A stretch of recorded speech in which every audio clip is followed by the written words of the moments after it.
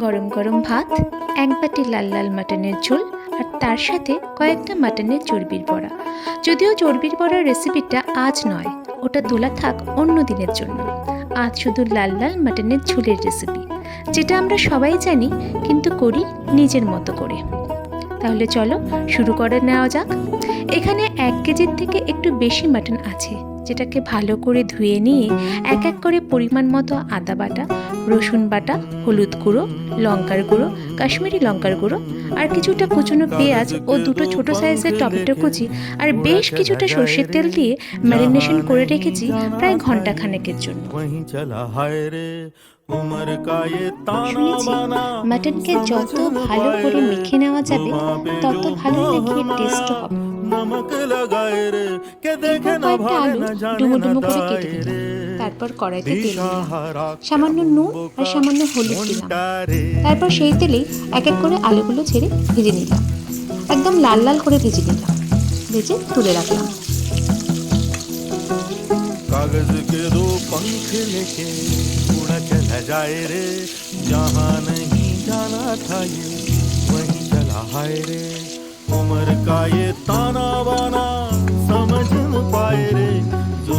আলুগুলোকে ভেজে তুলে নেওয়ার পর ওই তেলের মধ্যে আরেকটু সর্ষের তেল দিলাম, তারপর গরম হয়ে যাওয়ার পর মাটনগুলো আস্তে আস্তে দিয়ে দিলাম। এখানে একটা কাণ্ড হয়েছে, মার সাথে গল্প করতে করতে কাজগুলো করছিলাম, তাই বাকি যে পেঁয়াজগুলো কুচনো ছিল সেটা দিতে একেবারে ভুলে গেছি। মাটনটা দেওয়ার পর সেটা মনে পড়েছে, তাই উপর থেকে সেই কুচনো পেঁয়াজগুলো আবার দিয়ে দিলাম। মাটন তো খুব একটা অসুবিধা হবে না। এখানে বলে রাখি, আমি এই যে মাটনের পরিমাণটা ছিল তার জন্য বড় বড় 3টে পেঁয়াজ কুচি করে নিয়েছিলাম। फतेह करे किले सारे भेद जाए दीवारे, प्रेम कोई सेंध लागे। এরপর আর কি, মাটনটাকে এবার ভালো করে কষাতে হবে যতক্ষণ না মাটন থেকে একদম তেলটা ছেড়ে যাচ্ছে। ঢাকনাটা দিয়ে ঢাকনাটা খুলে বার কয়েক নেড়ে নেড়ে মাটনটাকে কষিয়ে নিতে হবে। माटी को ये चंदन सा माथे पे सजाए रे, जुबां पे जो मोह माया नमक लगाए रे, के देखे ना भाले ना जाने ना दाए रे, বেশ অনেকটাই তেল ছেড়েছে চারপাশ থেকে। কেমন বোকা মনটা রে। এরপর প্রেসার কুকারে বেশ খানিকটা ঘি দিলাম, তারপর তাতে একে একে গোটা তেজপাতা, গোটা শুকনো লঙ্কা আর গোটা গরম মশলা, দারচিনি, এলাচ আর লবঙ্গ দিয়ে দিলাম ফোড়নে। তারপর একটু নেড়ে চেড়ে উপর থেকে একটু কাশ্মীরি লঙ্কার গুঁড়ো দিয়ে দিলাম।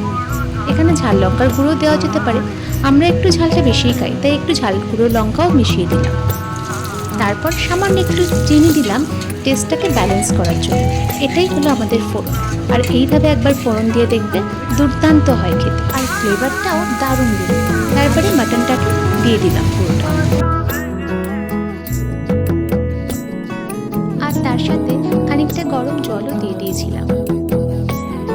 এরপর প্রেসার কুকারের ঢাকনা দিয়ে প্রথমে 2টো সিটি মেরে নেব, তারপর ভাজা আলুগুলো দিয়ে আরেকটা সিটি মেরে নেব।